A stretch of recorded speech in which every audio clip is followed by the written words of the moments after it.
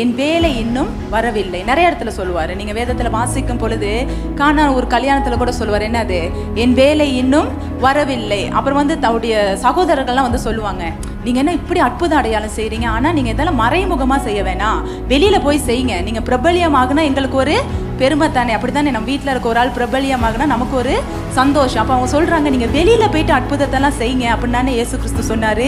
என் வேலை இன்னும் வரவில்லை. இயேசு கிறிஸ்து நிறைய இடத்துல தன்னுடைய வேலை இன்னும் வரவில்லை அப்படின்னு சொன்னாரு. அவர் அற்புதம் அடையாளம் செய்யும் பொழுது கூட அவர் என் வேலை வந்துருச்சு அப்படின்னு சொல்லல. அவர் மரித்தோரை உயிரோடு எழுப்புறப்ப கூட என் வேலை வந்துருச்சு அப்படின்னு சொல்லல. அவர் எவ்வளவோ காரியம் இந்த உலகத்துல செஞ்சாரு. அப்ப எல்லாமே அவருடைய வேலை வரவில்லை.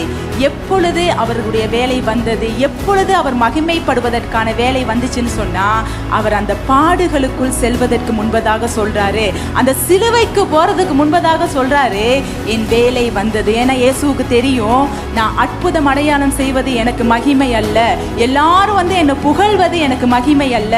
எது எனக்கு மகிமை தெரியுமா? என்னுடைய சிலுவையிலே நான் அந்த உலகத்திற்காக மரிக்க பாடுபட நான் அந்த உலகத்திற்காக அனுப்பப்பட்டேன், அதுதான் எனக்கு மகிமை என்று சொல்லி இயேசு இந்த நேரத்துல சொல்றாரு. என்ன தெரியுமா? என் வேலை வந்தது.